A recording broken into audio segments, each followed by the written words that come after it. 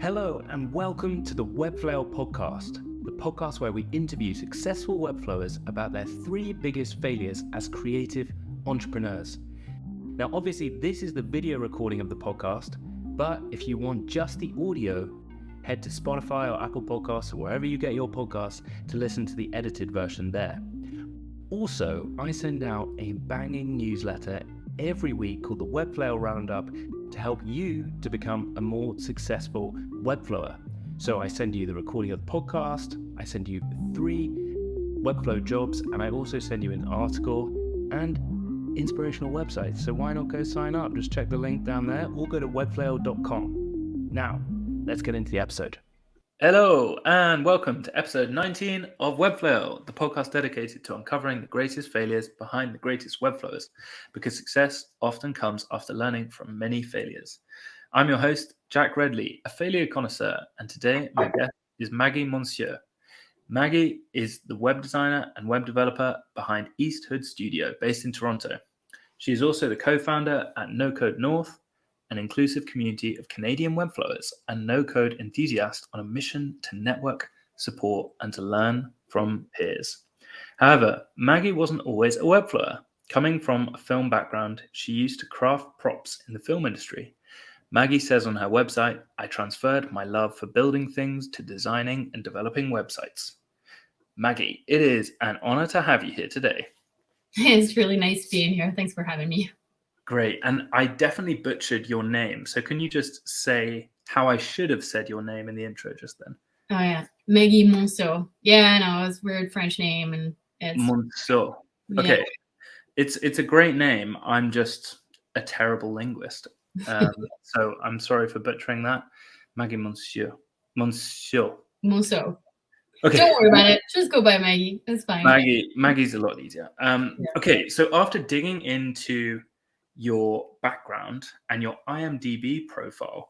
So you worked in film since 2009 and then started your studio in 2018. Mm-hmm. So why did you decide to leave film behind to start your studio? Well, working in film was really fun and I think a great career, great 10-year career in my 20s. But it was extremely creative. But there's some dark sides of working in film that you don't really see from the outside. And I was kind of done. There's it can be a little bit dangerous sometimes. There's a lot of pressure on the crew when you're working film to work for pretty much 15 hours, 5 days a week, and drive to set every day, sometimes an hour and a half away. And it's just kind of dangerous actually, and people don't really talk about that aspect of film. And it's all about getting the amount of scenes that you're supposed to get that day at the expense of the crew sometimes. Like I've done some things that I look back at thinking, oh, I could have died that day. But it's really fun. But you can really feel that the producers are being pressured by the investors to get the work done. And if you're at the bottom of the ladder, being, I don't know, in props or anything, you just, like, you're a little bit expendable. And I was kind of feeling that too much at the end of my 10 years in props. So I was ready to move on. Wow. So what in particular is kind of dangerous about, working in film? The number one is danger on the road. It's really, really long hours. Sometimes your regular day is 12 hours plus an hour lunch, and often you go over. And on top of that, you have an hour or an hour and a half of commute on either side of your day. And when you come home at 3 a.m. after having done that for 5 days already, over the past 2, 3, 5 months already, and you just find yourself swerving in lanes and having the sound that like at high volume and opening the windows to not fall asleep is not a good feeling. Or in terms of, I've got some weird examples. Like one time, it was a period piece that we're doing, and we were on a metal bridge, and this big storm comes in, and I guess the scene was 2 actors on the bridge. I'm not sure exactly what they were doing, but because it was a period film, we had to have some new light posts, so big metal poles essentially, and this big storms coming in, you can tell, and lightning and everything. The crew is just being poured on, and we're all wearing headsets, so someone's on the headset saying, "Can we get another lamppost there?" So me and another set dresser carried this big metal light post on a metal bridge in the middle of a lightning storm, and yeah, things like that where you're like, I could die. You still want me to do that? And it doesn't matter to them. It's money. We got to get the shots, and we got to get that lamppost on that metal bridge, and hopefully you don't die. But yeah. Wow, that is crazy. So, Yeah. so you had to rethink your career, I guess, to try and lower the risk of dying, which Yeah. makes That's a lot of yeah. makes a lot That's of one sense. of them. Yeah. But I mean, it's mostly so much fun. The people that work in film, the crew is usually people from all sides of life that all have weird hobbies and interesting lives. So it's a lot of fun. And the things I was doing, because I was building props, so often for kids shows. So it was really fun. Or you'd be building like fake bones, or 10 feet cakes, or one time, yeah, there was like a burger once that I had to build that was maybe that size, and you just bring that thing to set, and it's gonna fall down, and the whole crew is looking at you and wants to try it. Anyways, it was a lot of fun, but not only sometimes was it dangerous, but also the hours are nuts. You don't really have a life after a while. You stop seeing your friends, and if you want to have a family, it's just about impossible, because you can't really take days off, or you'll be replaced. So there's a lot of negatives and a lot of positives. It's one of those careers where it's really love hate, and everybody feels the same on set. Love hate relationship with that job. Wow. Yeah. So there's a lot of pros and cons to being in that kind of job.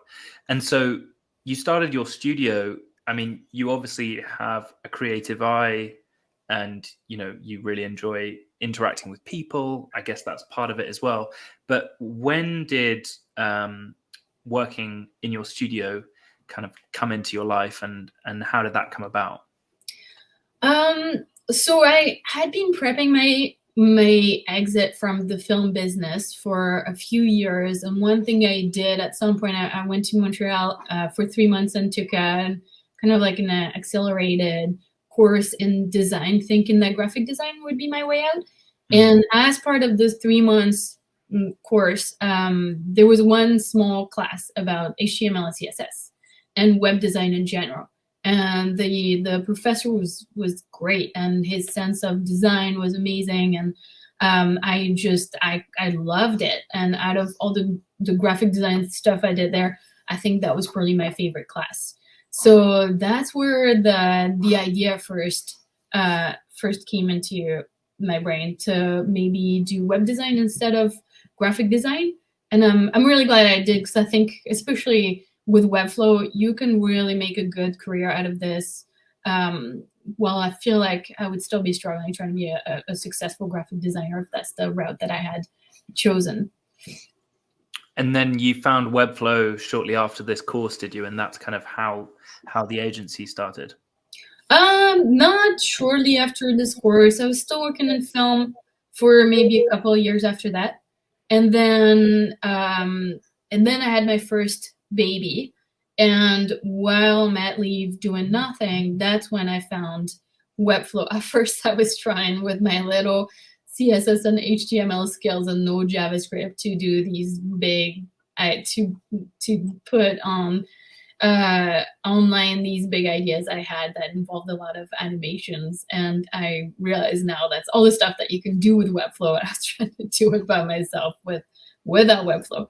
And then I found Webflow, and yeah, it did change a lot of things. It made all of that possible. And started Easthood Studio, to be honest, thinking that I would become an agency later and start hiring people. And the more I am doing this, the more I actually would love to just stay small and realize that I wish I marketed myself as a freelancer right off the bat. But now that I've had this Easthood studio business for a while, and that's how people recognize me in the community, I don't know if I can change. I'm gonna work at maybe, because I don't want to be an agency. I like being a small entrepreneur and the freedom that comes with it. Interesting. And so right now you said, you told me on Twitter that you are doing white labeling for other agencies. Is that kind of how you want to continue working in the future?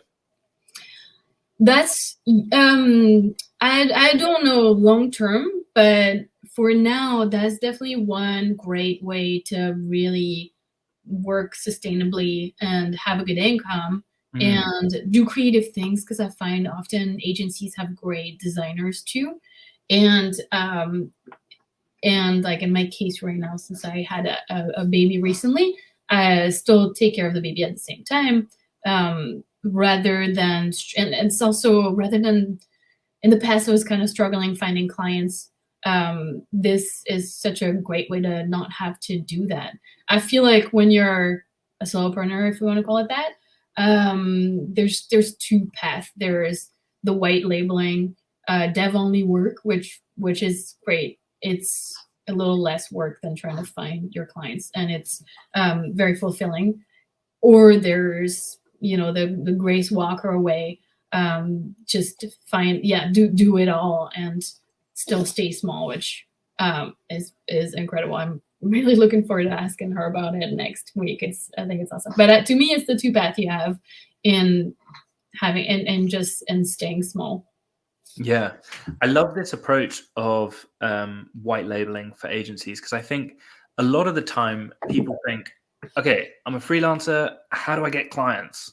Mm-hmm. And actually, another approach is, well, agencies already have clients and they might have overflow work. So instead of having, a consistent income from different clients, why not just have 2 or 3 agencies that you've partnered with and you just work for them? And, maybe you have an agreement to put that work in your portfolio. Maybe you're just white labeling, but either way, you have the freedom and flexibility that a lot of people want in the Webflow space. So it's kind of by the by that it doesn't really matter. Yeah, I love it. And then if you've been with one in particular for a long enough time, because they still have a bunch of different, they have a few devs, you're not the only one. You can even tell them when you're not available as well. And it's just, it's also, I find there's more freedom in this than doing it all, because you're like, once the work is done, it's off your hands. Well, when you have your own clients, often you're still on the same project for a very long time, and you're still doing the maintenance later. And when you're doing dev only, I feel like you can, just clock out, and at the end of the project, really clock out. Yeah, that's the other thing as well. Like, you don't have that emotional attachment to the client. Like, the client, you haven't necessarily even met the client. You've just got the Figma files all done, all signed off. You do them, and then that's job done, which I think makes a lot of sense. Yeah. Hey guys, just a quick one to say that I write the Webflail newsletter every week, and it's meant for you to become a more successful freelancer. Check it out at webflail.com, or just look in the link just down there and sign up. Why not? It's free. It's going to be really helpful. Check it out. Back to the episode.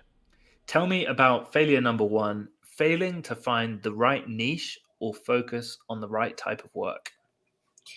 Yeah, so when I started, when I decided I wanted to be a freelance web developer, or even a small studio, a friend of mine who owns an agency was giving me some advice. And that was the main advice he gave me, is find your niche, because that's what he did, and it worked really well for him. And because I was just straight out of film, I figured I know that industry really well. That's what I'm going to that'll be my niche. And I started getting in touch with producers, and mainly the people that needed websites that were getting in touch with me were documentary producers.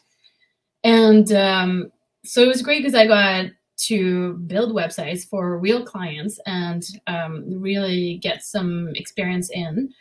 But it turns out documentary producers don't have a lot of money. So they were always asking for websites for like $900 to $1,500, and I would spend 3 months on it and be very broke.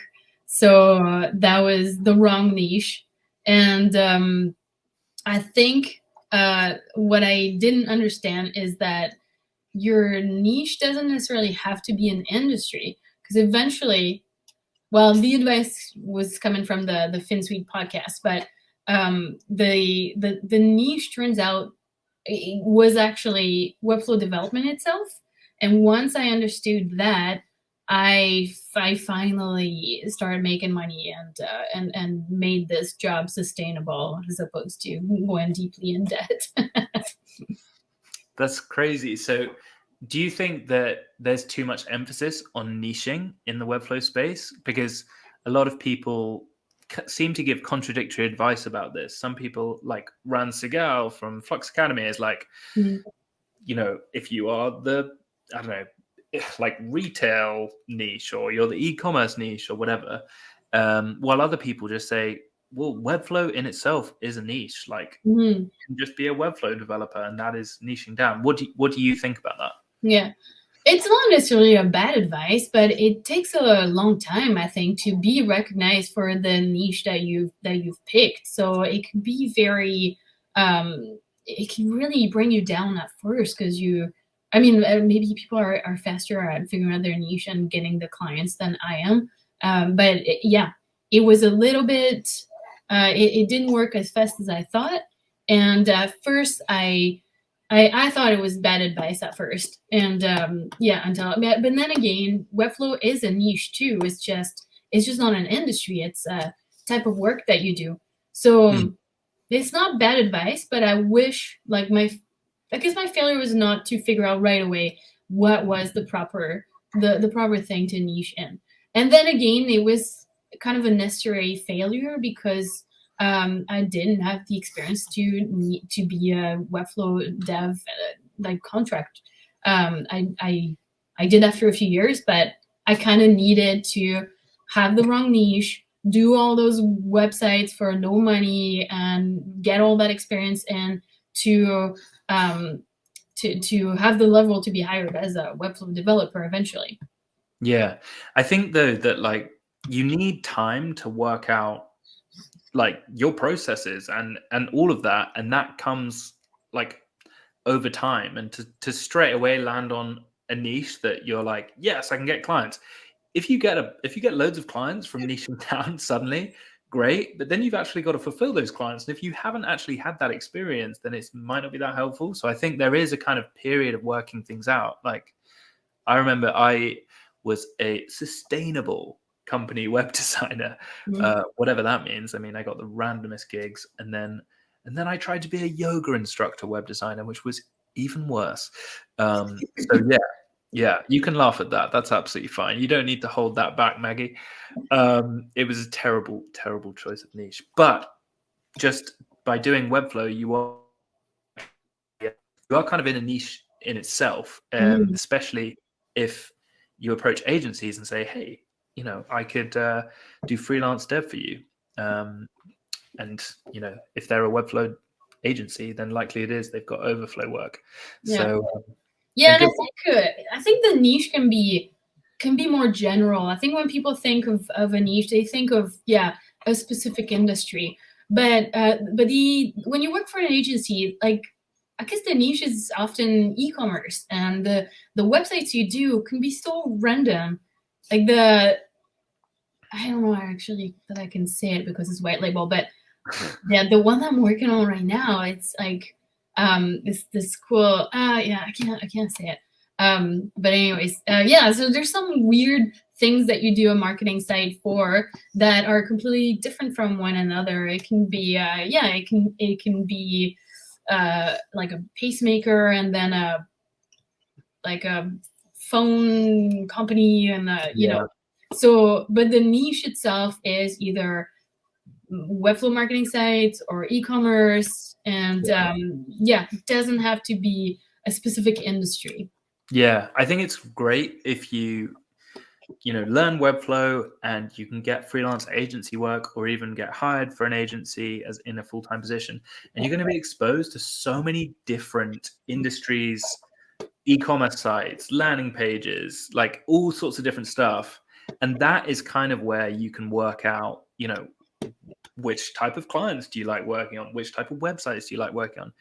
Are you particularly interested in SEO or animation or whatever? So I think that's a really, really good bit of advice there, to, instead of trying to find the right niche straight away, maybe just do different projects and the niche will find you to a certain extent. Yeah, that's right. Yeah. Tell me about failure number 2 then. Failing to say no more often and be more selective. Well, that one I was thinking about. I think it's a necessary failure that a lot of freelancers get through, is when you start out, there might be a year or 2 or more, depending what your situation is, of just taking anything because you need the money. And I did take everything, even if the website was like a $900 website, and it was brutal. And we really went in debt at that time of this new career, because I just took everything, put a ton of effort into it, and worked on it like it was a 5 or 10 grand website. And because of that, I only had time for so many projects, and that was that was a failure that I think we all go through, but we also need, because that's how you learn. I learned a lot from not saying no enough, taking everything, taking the wrong projects, and now I can see red flags a lot more easily because I've gone through them. And I think sometimes when you say yes, you don't realize that you're actually saying no to other things that might be just around the corner, that you've already closed off by saying yes to this project. That when you were at the start of your Webflow journey, and you had clients that you said yes to that were offering like very little money, and you might have had like a gut feeling that they weren't the right client. How did you know that they weren't the right client, and what advice would you give to young Webflowers starting out about taking projects that aren't necessarily the most lucrative? Yeah, so as I was saying, I think it's, unfortunately, if you're a freelancer, a necessary part of the journey is to take on those jobs that are really low pay and have big red flags. Main reasons is you don't know that they have big red flags, so you do need to work on those and experience the red flags, and to know later on bigger jobs with more money what's gonna work, what's not gonna work, what not to do, what clients not to take.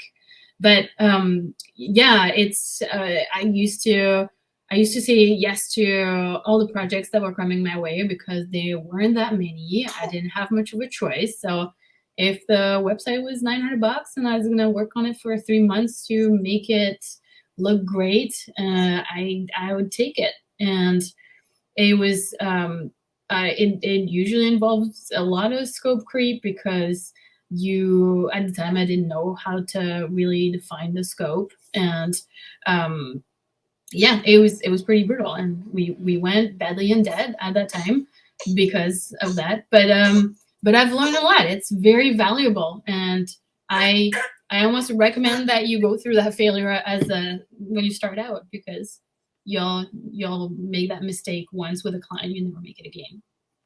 Yeah, it's one thing reading about red flags, and then it's completely other thing like experiencing them yourself. Mm-hmm. And the client taking liberties and not paying and stuff. Yeah. Tell me about failure number 3. Failing to figure out your processes early on for your design and dev work? Yeah. So yeah, I had this client that's been a long-time client, and he was one of those clients that was asking for a very cheap website, but I didn't have a choice, so I took him on. And I ended up working for him for years, doing everything that he needed, graphics, anything that kind of, anything he needed. And when I did his first website, I remember I just did like a full design for him, and didn't realize that it was so important to start with the content map, then or the site map, and then a wireframe, and then once that's all approved, moving on to the design, but also doing a mood board and going through different styles and all of that. So I did, because I always wanted to do things that were stylistically advanced. I did this really complex design, brought it to him, and he was like, I don't like it. Can you give me another option? So I did a second one and a third one, and that was awful. It was like so much work. And that was one of those failures that taught me a lot. And then now I know that why the process is so important. Yeah. If there's anyone that's watching who's not necessarily like done or figured out what that process is or whatever, definitely advise. And I was exactly the same, Maggie. I used to design like the whole website and be like, ta-da, it's here. And the client's like, yeah, it's not what I wanted. And I was just like, oh my God. Yeah. So yeah, definitely doing lo-fi wireframes, just a box with some text, like lorem ipsum, and just kind of figure out the layout. And then once the client's on board with that, then you can kind of go from there. Because otherwise it can get just an insane amount of work and unpaid hours if the client doesn't know what you're up to. Yeah, and mood boards and stylescapes if you can. I don't do those all the time, especially on like a smaller project, but just to really be on the same page with the style as well before you get into design is so important. And what do you do if a client doesn't have a very strong brand identity, or they do that really annoying thing where they're like, yeah, so we just want our website done, we don't really want any of the branding changed, but we just like it freshened up, just a refresher? How would you like approach that? Because ultimately what they're really saying is, we'd like you to have another look at the brand identity and the website. So how would you cope with that? That I cover like from the first discussion before I send an estimate. I just make it clear. Do you need branding? Do you have existing branding? And if you don't want branding, I will keep it simple. Oh my God, it's too bad. That was going well. Damn. Whoa.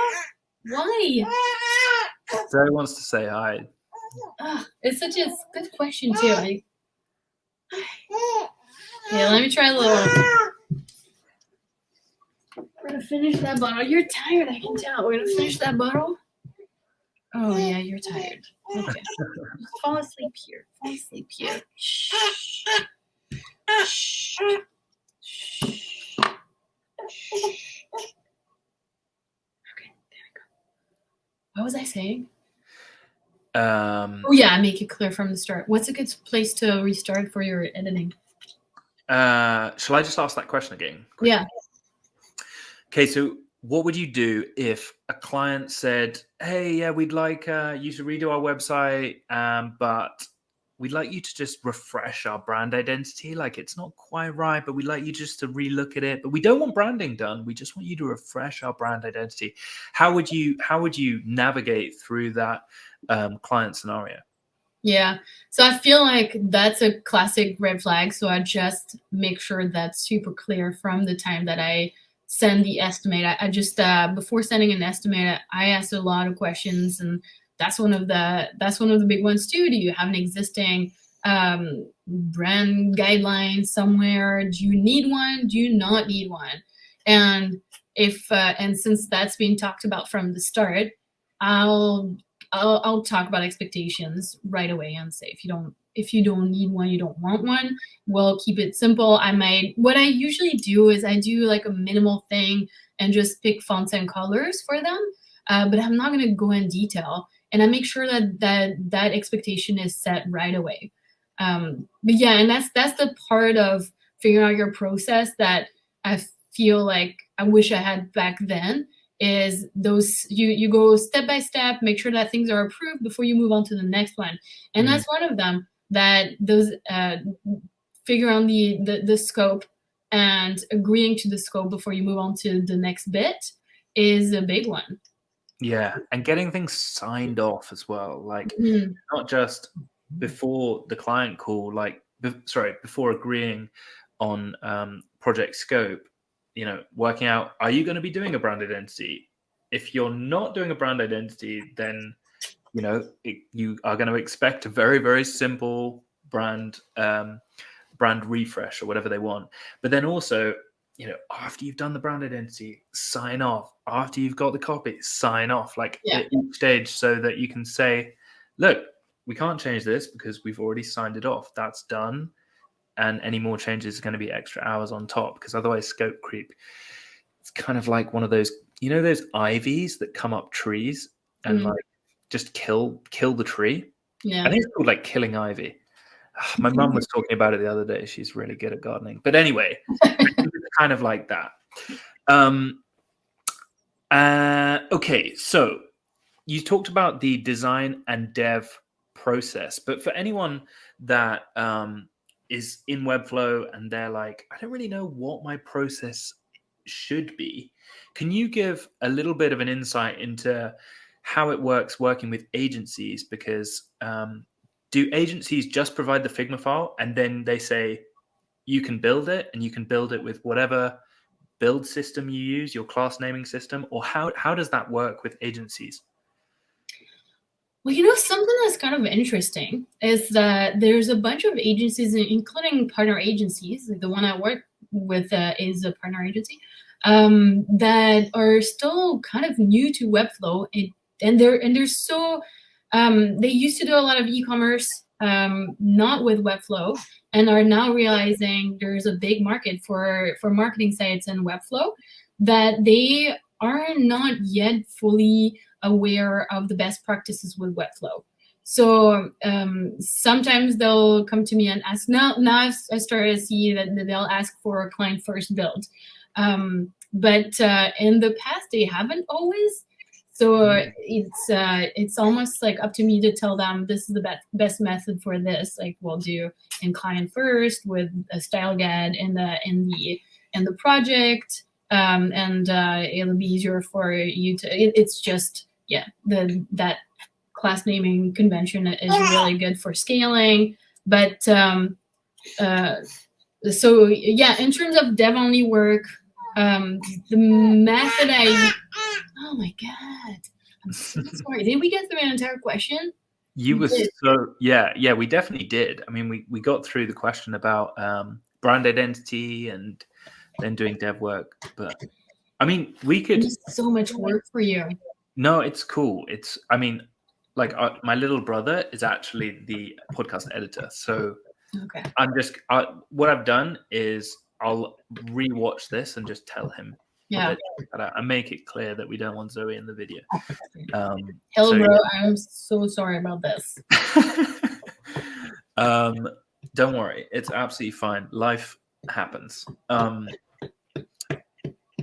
Is Zoe? Do you want me to try again? I feel like she's good. She's watching you, and she's good. Okay. I find that babies seem to like. I think it's my face. I've got like a face that moves quite a lot because my eyebrows can go really high, and I look a little bit like Gordon Ramsay. So maybe that's why the babies seem to watch. You too. You actually, my best friend is British, and you look a little bit like him. Yeah. That's weird. There's like a little bit blonde, dark blonde thing, like British people. No, that's a horrible thing to say. Oh, I take it back. I don't mind. I mean, I like. No, you just look like my best friend. You don't, obviously don't. Yeah, that was a horrible thing to say. I'm really sorry. Do not put that in the interview. Like, it's absolutely fine. Don't worry. But yeah, I do have a forehead like Gordon Ramsay. Okay, so yeah, we were talking about the process with working with agencies for you when you're just doing the dev. Do they just say, we want you to build this with client first, or how is the process? They give you the Figma file and then you go from there. What's the deal? Yeah, when you work with an agency, the process is a lot more simple than doing design and development, working with the client directly. But I was saying I find that a lot of agencies are still pretty new to working with Webflow, and which is great because that means that a lot of us will get a lot of work very soon, but they don't necessarily know all the best practices. So they like me and some other Webflow friends have been working with the same agency, and we're bringing the best practices to them. They don't know what to ask yet, although it's starting to change. But in the past, they weren't asking for necessarily for us to build with client first, and now they are. So yeah, it's just a little bit different working in Webflow than it is with the platforms that they were usually used to. So yeah, but a build would usually always go the same way. Like they'll send us the Figma file. Hopefully, some people will send you like a Photoshop file, and that's horrible. I've had that before, but usually Figma file, and they're even doing their style guide with that client first template that's out there. So that's making everything a lot easier. And then just the regular way, you start with your style guide, you build your components and your symbols components now. And at the end, a lot of them work in Jira, so you'll get your tickets and go through tickets until you're ready to launch. And are you working with like 2 or 3 different agencies? Because I'm just intrigued, because a lot of people have asked me, how do you freelance for agencies? Yeah. And I think it kind of depends on what your relationship is. If you've got one agency that's consistently giving you work, then maybe you only need to work with one agency. But how are you doing it? Right now, I'm just working with the one, and there's so many agencies that do a lot of e-commerce that just are starting to realize that it would be good to have a Webflow branch for marketing sites. That they don't have big Webflow teams yet. So now is definitely the time to talk to agencies and kind of be there as one of their main Webflow devs, which is kind of where I've positioned myself with a specific agency that I work with. So, and because of that, they don't have a big roster yet. So roster, I always get this one wrong because English is not my first language. I'm sorry. Don't worry. But anyways, so you do get a lot of work. You can just work with the one, and that's enough. And especially right now, I'm also taking care of an infant, so the one agency is enough for me. Yeah, and it's great that you have a really good relationship with them. They keep giving you work, but they also recognize that you're a freelancer, so you can turn down projects if there's too much on, which is awesome. Yeah. So the final question for you, Maggy, is a bit harder. What do you think your next failure is going to be? Oh, you know what? I feel like I know. It's doing too much volunteer work. Oh, really? I feel like I'm headed towards a heart attack right now. Oh, no. I mean, it's not really a failure. It's so much fun. It's so hard. Like, I know it's happening, but I can't stop. It's like an addiction. But I just had a baby 3 months ago, and in Canada, you can take up to 18 months, but a lot of women take a year. And I said that I was going to for sure take 2 months off. And 2 weeks after, I was back at it because the agency was sending me some really cool builds. I didn't want to lose, since I'm on such a good track with them, I didn't want to lose it. But also my work with NoCode North is really fun, and I don't want to stop it. And there's so many community leaders that are doing fun things that I always want to help out. that I always jump at the possibility to help them and put so much work on my plate. So like right now I have my regular work with that agency. I have one big build to do. I have another client that through my own studio. I have this little 3-month-old baby that I'm taking care of at the same time. I'm still working on the NoCode North website. I'm working on, Hillary Cluette is doing a new community thing she's working on called Salon des Refusés. I'm doing the branding and the website for that. And the Floxies, I don't know if I can announce that one yet, but the Floxies want to do this cool event with different communities coming together to work on it. So that's another one that's upcoming. And yeah, it's a lot of hours to find in my day, and I might be headed towards the heart attack soon. So maybe the next interview I do with someone else will be from the hospital room. But yeah. Oh my God! Let's hope that's not going to happen. But it sounds like you need to maybe say no. I mean, yeah, it's like second failure is failing to say no more often. And no. Maybe, yeah. Yeah, time management is always a big one, right? But it's at the time that failure was about getting it wrong in terms of time management by picking the wrong clients. And now that I have that figured out, it's it's not saying no to fun projects, but how do you say no though? It's this community is awesome, and it's those projects are so much fun. But they're all free. That's the only thing that's hard, is I still have to work to have an income, but at the same time find time for those community events. Yeah, I haven't got it figured out either, Maggie, to be honest.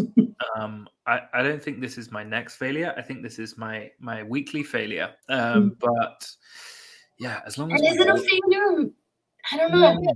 Yeah, I think it would be a failure if my girlfriend split up with me. I think that would be a failure. I know. Sometimes I'm working at night and my partner is not happy. But yeah, but that's another podcast episode. But yeah, no, I think I think getting involved in the community is one thing that if you are a new Webflower that's listening into this episode, get involved with the community. The more people that are involved in community events, the more we can share things out a bit, and also just generally meet incredible people in the community and potentially work together, potentially network together, potentially just make friends. I would say, as much as I'm saying this might be my next failure, it actually was my biggest success was and the turning point in my own business was to take that advice from the FinSuite podcast to get involved in the community. And when I started doing that, things really changed for me. Wow. Okay. That is the soundbite. The soundbite of the episode.